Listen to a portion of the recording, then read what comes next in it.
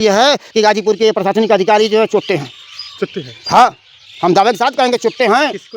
अरे हम कौन गुंडा बदमाश है? अगर हम गुंडा बदमाश होते तो हमारे पर रोज 500 आक्रमण करते हैं।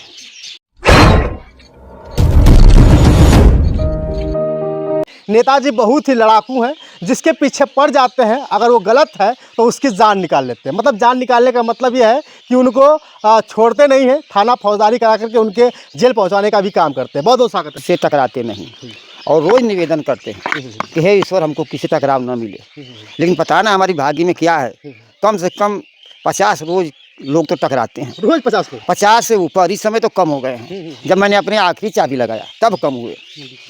एक एक से लड़ाकू आते हैं और ईश्वर की कृपा है कि हम लड़ पाते हैं। कोई विशेष चीज़ हाँ लड़ पाते हैं। डरते नहीं हैं आप? देखिए, जाको राखे साइयाँ मार सके ना को, हम इस चीज़ को लेकर के हम लड़ते हैं। और जब तक ईश्वर की कृपा रहेगी किसी की औकात नहीं कि उसे बाल बाका कर ले। आप पुलिस से भी टकरा जाते हैं, डीएम साहब से भी टकरा जाते हैं? देखिए, वो एक प्रशासनिक अधिकारी हैं और हमारे सेवा में कार्यरत हैं और हम टैक्स देते हैं तो तनख्वाह लेते हैं। अच्छा, इसलिए वो हमारे नौकर हैं। और कितने लोग उसको कहते मेरे साहब हैं, वो साहब नहीं है, वो हमारे नौकर हैं। आज वो नेता चुने जाते हैं। राजा एक प्रजापालक होता है, लेकिन आज की दशा बदल गई कि वो राजा जो है भ्रष्टाचार में लिप्त हैं। अब भ्रष्टाचार में लिप्त होते हुए पकड़े जा रहे हैं। अभी देख रहे हैं कितने कितने करोड़ों के घोटाले में पकड़े जा रहे हैं और माफियाओं का ज़माना है। कितने माफियाओं का अंत जो है योगी जी ने किया है। हम किसी माफिया के ये नहीं कहेंगे, लेकिन अभी ये है कि उत्तर प्रदेश माफिया मुक्त होने जा रहा है योगी जी की वजह से। योगी जी की वजह से। योगी जी जैसा मुख्यमंत्री हमने विश्व में नहीं देखा। हाँ, आप ये बताइए हमको कि जो माफिया कौन होता है, किसे माफिया कहा जाता है? माफिया वही है जो किसी को सतावे, जो किसी को जान ले ले, उसके खिलाफ कोई गवाही न करे और जो गवाही करने की कोशिश करे वो ऊपर चला जाए, वो है माफिया। जैसे गाजीपुर में किसी माफिया का नाम? देखिए, किसी का नाम नहीं लेंगे, पर्सनल नाम इसलिए नहीं लेंगे। चलिए मैं आपसे पूछता हूँ, मुख्तार अंसारी को लोग माफिया कहते हैं, आप क्या मानते हैं? हम तो मुख्तार अंसारी को माफिया ही मानेंगे, इसलिए माफिया। बहुत सारे लोग मसीहा मानते हैं। हम मसीहा नहीं मानेंगे। मसीहा उस व्यक्ति को मानते हैं कि जो व्यक्ति किसी का अहित न करे, वो मसीहा कहा जाएगा। अगर जो व्यक्ति किसी की जान ले ले, किसी के परिवार को उजाड़ दो, न जाने कितने परिवार उजाड़ा हो, 65 मुकदमा है उनके ऊपर।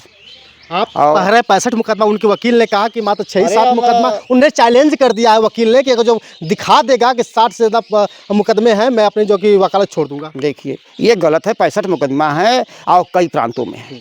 हाँ, मैं यहाँ गाजीपुर, आजमगढ़ और ये मऊ, घोसी, इनका ये मुख्य क्षेत्र रहा है। मुख्य क्षेत्र के बाद भी मोहाली से दिल्ली तक इनका साम्राज्य फैला हुआ है।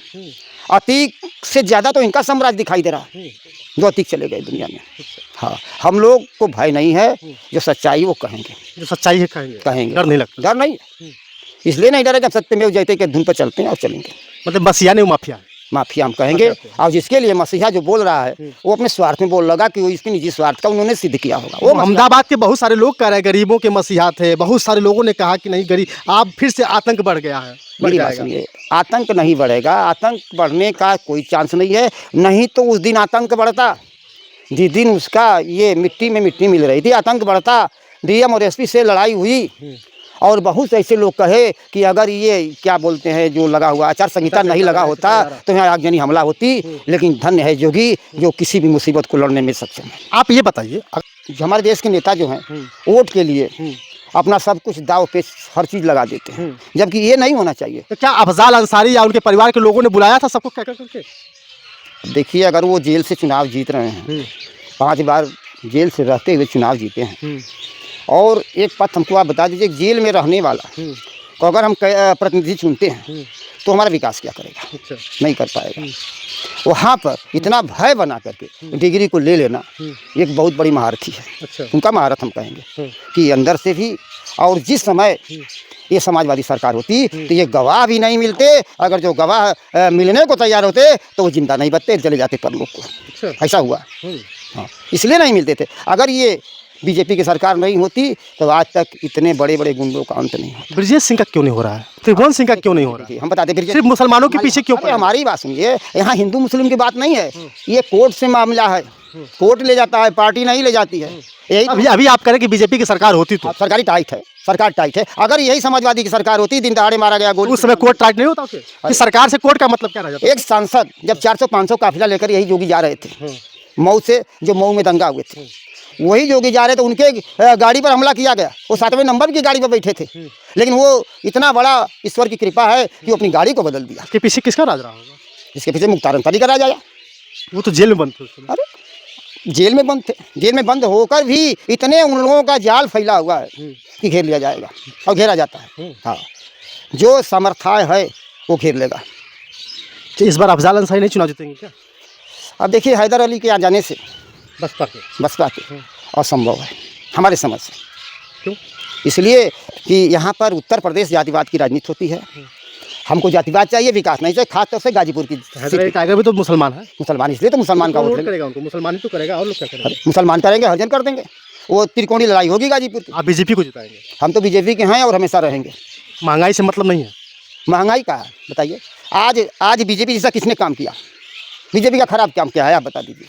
सिलेंडर तो दाम बढ़ा दिए उन्होंने। ठीक, ये सिलेंडर अंतर्राष्ट्रीय मार्केट का होता है। अच्छा। ये पेट्रोल अंतर्राष्ट्रीय मार्केट का होता है, किसी के बाप का घर का नहीं होता। फिर कैसे वो जाकर के बीजेपी कह रहे थे कि नहीं, हमसे जो है कि 500 का सिलेंडर कर देगा राजस्थान? अभी आप लंका को ले लीजिए, लंका में का सिलेंडर है, ये नहीं विपक्षियों को दिखाई दे रहा है। विपक्षियों को ये भी तो देखना चाहिए, 400-500 करोड़ घोटाला एक तो पकड़े जा रहे हैं, मशीन थक जा रही है। घोटाला कौन कर रहा है? एक कांग्रेस वाले पकड़े गए। कौन? अरे पता ना क्या नाम है उसका। आपको बता दें कि सबसे ज़्यादा पैसा अगर इलेक्टोरल बॉन्ड का लिया गया तो बीजेपी ने लिया था। नहीं, चंदा नहीं, बीजेपी ने ज़्यादा लिया। बीजेपी नहीं, सब कुछ सामने आया सर, बीजेपी ने लिया। कहाँ से लिया? नहीं लिया। इलेक्टोरल बॉन्ड के अनुसार बीजेपी ने सबसे ज़्यादा लिया। हमारी बात सुनिए, आप इसमें गलत कह रहे हैं, इसलिए कि हम भी देखते हैं और कि वो बीजेपी ने चंदा नहीं लिया। ये जितनी पार्टियाँ हैं पहले, अब ये सब राजा प्रजापालक नहीं है, वो बदल गई कि राजा सबको प्रजापालक होता है। यहाँ पर किसी तरह जनता का खून पी लो, चाहे अधिकारी हो। देखिए 4-5 स्तंभ हैं जो कहे जाते हैं, ये 4-5 स्तंभ गायब। 10 सालों में क्या बदला दिखा आपको? हमको ये दिखा कि भारत में आज हमारे देश की अपना हथियार बनाकर बेच रहा है। और चाइना जो आँख दिखाता था, आज चाइना की हिम्मत नहीं कि आँख दिखा दे। और हमारे देश के जवान जो मारे जाते थे, आज उनकी मृत्यु कम हो रही है, आतंकवादियों का भय कम हो रहा है और गुंडे उत्तर प्रदेश खातों से भाग गए। प्रशासन इतना बढ़िया है तो फिर प्रशासन से आप लड़ क्यों जाते हैं? हमारी बात सुनिए, प्रशासन बढ़िया है लेकिन प्रशासन वाले काम नहीं करते, मैंने बता दिया ना। तो फिर जोगी जी क्यों है? अरे हम जोगी जी को अभी लेटर नहीं लिखे, लेकिन लिखेंगे इस बात के लिए। गाजीपुर आपकी हार इसलिए है कि गाजीपुर के प्रशासनिक अधिकारी जो है चुट्टे हैं। चुट्टे हैं? हाँ, हम दावे के साथ कहेंगे चुट्टे हैं। कोई ऐसा मामला जिसमें आपको चुट्टा दिखाई दे रहे हो? अरे हमने बहुत कल कोतवाल साहब से बात हुई। हाँ। तो कोतवाल साहब ने कहा आपकी वजह से हमारी छवि बिगड़ रही है। हाँ। हमने कहा कि आप उत्तर क्यों गलती लिखते हो? हाँ।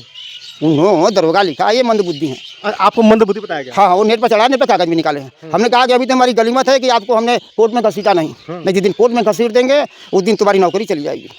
हाँ, कोर्ट सरोफरी होता है। मंदबुद्धि क्यों बताया आपको? अब अब राजकुमार ओझा से पूछिए, मैं उनका नंबर दे रहा हूँ, उनसे बात करिए, आपकी मंदबुद्धि किस तरह लिखें। ऐसा ही राजकुमार ओझा को लगाइए, हमारा तो उठेबे नहीं करेंगे। आप लगा कर पूछिए भाई इनको। आपसे डरते हैं क्या? अरे हम कौन गुंडा बदमाश है? अगर हम गुंडा बदमाश होते तो हमारे पास रोज 500 आक्रमण करते हैं। जितने हैं सब आक्रमण करते हैं, एक को नहीं छोड़ते। तो ठीक है, कहना है आपका फोन उठाते हैं। आप पता ना उनसे क्या मतलब है, आप लगा कर देख लीजिए ना 1 मिनट। हम नंबर बोल रहे हैं, नंबर याद है मुझे, राजकुमार ओझा का। यही बात हमने कहा को। सीधे डीएम साहिबा से क्यों नहीं मिलते आप? अरे डीएम साहब भी कहते हैं, तो डीएम साहब तो कभी फोन नहीं उठाते, स्टोनो उठाते हैं उनके। डायरेक्ट जाके मिलिए। अरे उनकी हिम्मतें कहाँ हैं कि ऐसे लोगों पर एक्शन ले? महिला बेचारी कितना एक्शन लेगी। अच्छा। हाँ, हम तो कभी कभी जाते हैं, बात भी होती है।